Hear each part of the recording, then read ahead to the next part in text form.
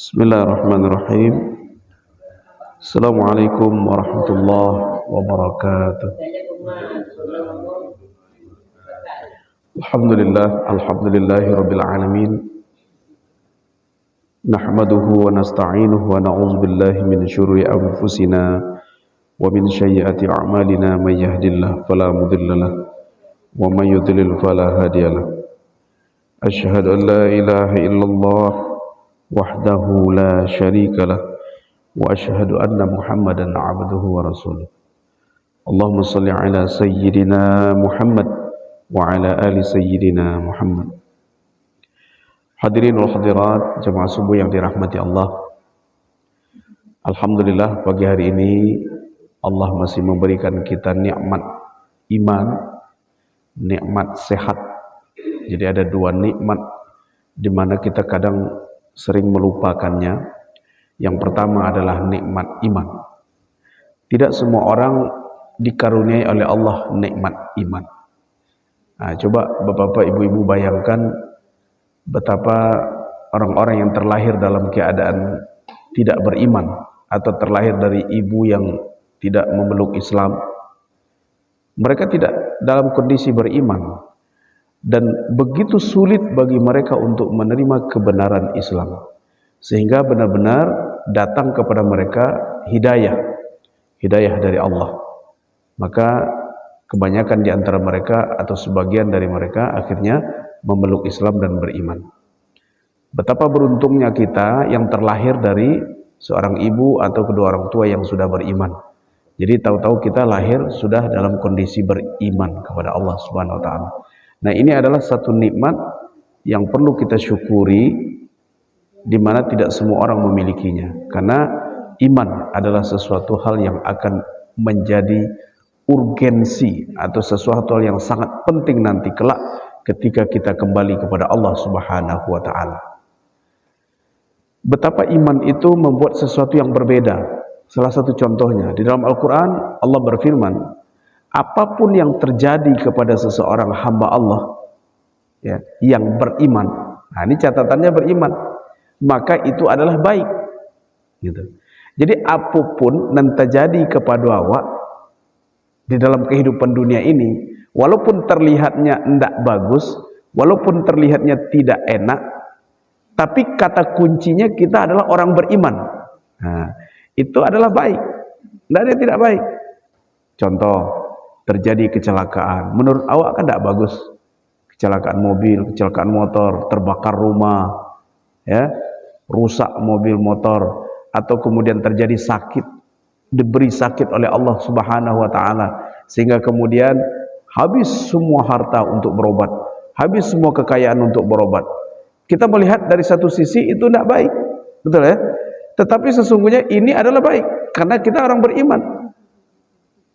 Ditimpa musibah ya, ditimpa kesulitan hidup, atau kemudian hilang harta, atau bahkan terjadi cekcok antara suami dan istri, berantakan keluarga, rumah tangga, atau bahkan sesuatu hal yang paling buruk sekalipun, seseorang misalnya masuk penjara, terlibat narkoba, anak-anaknya terlibat narkoba, atau bahkan terjadi sesuatu hal yang paling buruk, nista sekalipun, dia tergelincir berbuat maksiat kepada Allah Subhanahu wa taala, tapi dia beriman, tetap itu baik dalam pandangan Allah Subhanahu wa taala. Kenapa?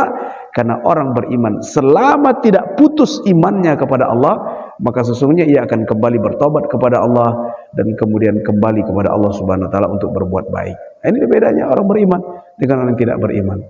Nah, maka inilah jaminan oleh Allah Subhanahu wa taala kepada orang-orang yang beriman bahwa sesungguhnya mereka suatu saat kelak ketika kembali kepada Allah akan dijanjikan syurga. Mudah-mudahan Allah Subhanahu wa taala kekalkan keimanan di dada kita, di dalam diri kita, jangan sampai kemudian iman ini tercerabut sehingga kita menjadi murtad kepada Allah Subhanahu wa taala. Nauzubillahi min dzalik. Kemudian pagi hari ini kita akan membahas Al-Baqarah ayat 171. Apa kata Allah? Bismillahirrahmanirrahim. Ya, wa masalul ladzina kafaru kamasalil ladzi yad'iqu bima la yasma'u illa du'a'an wa nidaa summun bukmun umyun fahum la ya'qilun. Lalu kemudian Allah sambut dengan ayat berikutnya, ya ayyuhalladzina amanu kulu min thayyibati ma razaqnakum washkuru lillahi in kuntum iyyahu ta'budun. Dan perumpamaan orang-orang yang kafir. Nah, kemarin kita berbicara taufik kafir masih adalah seperti perumpamaan orang yang berteriak kepada apa yang tidak mendengarkan melainkan panggilan dan seruan tuli. Maksudnya orang-orang yang tuli, bisu, buta, fahum la ya'qilun, maka mereka tidak mengetahui. Jadi orang-orang kafir itu adalah seumpama atau seperti orang yang berteriak kepada orang yang tidak mendengar. Jadi awak kalau misalnya memanggil, coba kalau membawa kepada orang yang tuli, nak buat kan tak dengar mereka, hei, nggak dengar. Mau seperti apapun kita keras memanggil, tetapi kita memanggil kepada orang yang tuli, nggak dengar. Ya, inilah perumpamaan orang yang kafir. La yasma'u, ya, mereka tidak mendengar illa du'a wa nida, ya, melainkan panggilan dan seruan. Jadi sesungguhnya orang yang kafir itu seumpama seperti orang yang tidak mendengar, orang yang tuli. Jadi kalaupun dipanggil oleh Allah, mereka nggak akan mendengar. Sama seperti ketika dihimbau kebajikan atau diserukan kepadanya sesuatu yang baik, mereka percuma, nggak dengar, tidak akan didengar. Inilah orang yang kafir. Jadi kebenaran itu sudah tertutup dari mata hatinya. Summum bukmun umyum fahum la ya'qilun. Mereka itu tuli, bisu, buta, maka mereka tidak mengetahui. Jadi sudahlah mereka itu tuli, sudahlah mereka itu buta, sudahlah mereka itu bisu, indahlah sadar, nggak sadar kalau dia tuli, nggak sadar kalau dia buta, dan tidak sadar kalau dia bisu. Nah, ini yang sulit. Nah, inilah perumpamaan orang-orang kafir, ya. Jadi benar-benar telah tertutup kebenaran di dalam diri mereka. Nah, lalu kemudian Allah memanggil kepada orang beriman. Apa kata Allah? Wahai orang-orang yang beriman, ya ayyuhallazina amanu, wahai orang-orang yang beriman, kulu min thayyibati ma razaqnakum, makanlah oleh kalian dari yang baik-baik, dari sesuatu yang elok, yang rancak. Ma razaqnakum, ya, dari sesuatu atau apa-apa yang telah Allah rezekikan kepada kamu. Washkuru lillah, dan bersyukurlah kamu kepada Allah. In kuntum iyyahu ta'budun, jika kalian kepadanya menyembah, jika kalian menyembah kepada Allah. Jadi antara makanan yang baik dengan syukur itu ternyata setara.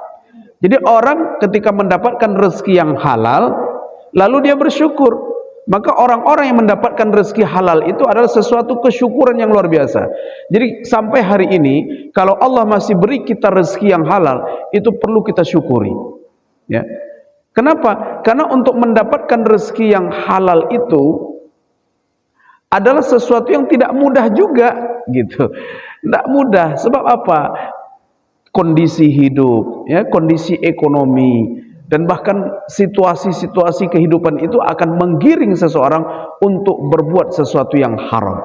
Apalagi hari ini, ya, sulit sekali kita untuk mendapatkan sesuatu yang halal karena segala sesuatu sudah terimbas atau terindikasi kepada sesuatu yang haram, ya, sangat sulit. Makanya di akhir zaman itu kelak, kata Rasulullah SAW, seperti orang yang memegang bara api. Jadi kalau dilepas, terlepas agamanya. Nah, begini orang yang memegang agama besok di akhir zaman. Sementara kalau dipegang, terpanggang, terbakar tangan. Tetapi insya Allah orang yang bertahan memegang bara api itu, itulah orang yang selamat. Nah, begitulah kehidupan di akhir zaman, ya.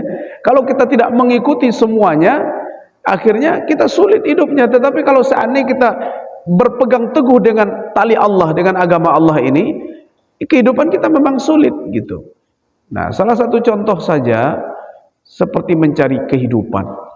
Ya, sulit sekali hari ini kita untuk terhindar dari misalnya perbuatan-perbuatan riba. Riba merajalela. Apalagi di negara Sialang ini kan. Di Sialang riba luar biasa perkembangannya.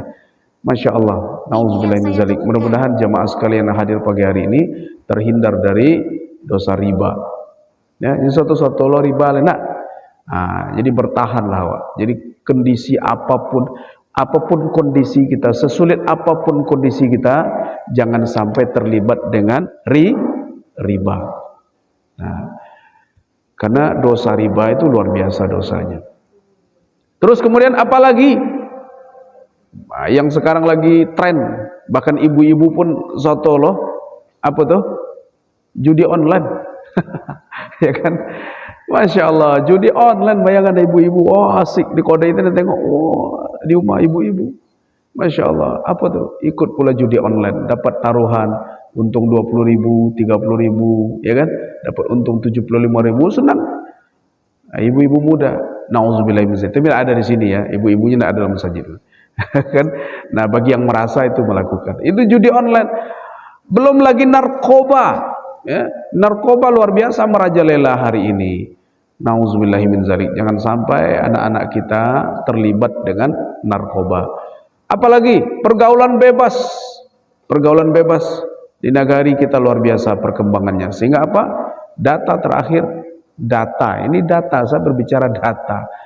Ya, data informasi dari puskesmas itu, dalam setiap tahun itu selalu ada yang hamil di luar nikah, minimal 3 atau 4 orang, ya kan, setiap tahun. Ngeri ya, Masya Allah. Sehingga akhirnya dipotong sejodah, potong sejodah, selalu ada yang didera. Nah, ini berbahaya. Inilah perkembangan negari kita hari ini yang luar biasa. Ini akibat apa? Ini berawal dari sesuatu yang masuk ke tubuh. Ini berawal dari sesuatu yang masuk ke dalam diri anak-anak kita. Maka hati-hati, jangan sampai memasukkan sesuatu yang haram. Makanya itulah kata Allah, hai orang-orang yang beriman. Kalaupun kita orang beriman, dipanggil orang beriman oleh Allah, jangan sampai kulu, wahai kalian, makanlah min thayyibat, dari sesuatu yang baik-baik, dari apa yang sudah direzekikan oleh Allah kepada kamu, washkuru lillahi in kuntum iyyahu ta'budun. Nah, lalu kemudian disambut oleh ayat berikutnya, innama harrama alaikumul maitata waddama walahmal khinzir wama uhilla bihi li ghairillah famanitturra ghaira baghi wala adin fala isma alaih innallaha ghafurur rahim. Nah, sungguh hanya Dia yang mengharamkan atas kalian. Maksudnya Allah yang berhak mengharamkan apa-apa atau segala sesuatunya. Lalu kemudian Allah mengharamkan kepada kita apa? Al-maitata, mayat, waddama, dan darah, walahmal khinzir, daging babi. Lalu kemudian wama uhilla bihi, dan apa-apa yang disembelih dengannya li ghairillah, dari sesuatu yang selain Allah. Jadi sesuatu yang disembelih yang tidak pakai nama tonola itu haram. Nah, jadi jangan lupa menyembelih sesuatu harus pakai nama Allah. Bismillah. Nah, lalu potong. Kemudian famanitturra ghaira baghin. Nah, maka barang siapa yang terpaksa tanpa sengaja, maksudnya situasi yanglah darurat sifatnya, wala adin fala isma alai. Nah, dan tidak melampaui batas, tidak berlebihan memakannya, maka tidak berdosa baginya. Contoh, awak di hutan, ya, berada dalam situasi sulit, nolai yang kan dimakan lah, sementara lapar, tidak ada yang mau dimakan, lewat babi, boleh. Situasi seperti itu, situasi darurat, boleh makan secukupnya. Kalau boleh makannya banyak, hanya untuk bertahan hidup. Kalau tidak lagi ada yang lain yang tampak, tidak ada lagi yang lain. Tapi kalau masih bisa makan rumput, masih bisa makan kenyang, makanlah itu rumput. Atau misalnya ada sesuatu yang lain, buah-buahan yang masih bisa kita makan, makan buah-buahan. Ini misalnya dalam situasi ketika kita berada misalnya di tengah padang pasir tandus, tidak ada yang dimakan lagi, tidak ada yang bisa untuk bertahan lagi, lewat sesuatu yang haram. apa ya, di padang pasir, ular misalnya. Hanya untuk bertahan hidup boleh dimakan itu. Kemudian innallaha ghafurur rahim, sesungguhnya Allah Maha Pengampun lagi Maha Penyayang. Jadi intinya dua di situ. Yang pertama, kalau kita ingin hidupnya selamat, maka pertahankan keimanan.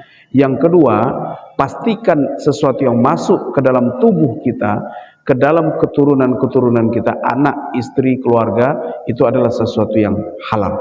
Jangan sampai sesuatu yang haram. Wallahu a'lam bishawab. Usikum wa nafsi bittaqwallah. Wassalamualaikum warahmatullahi wabarakatuh.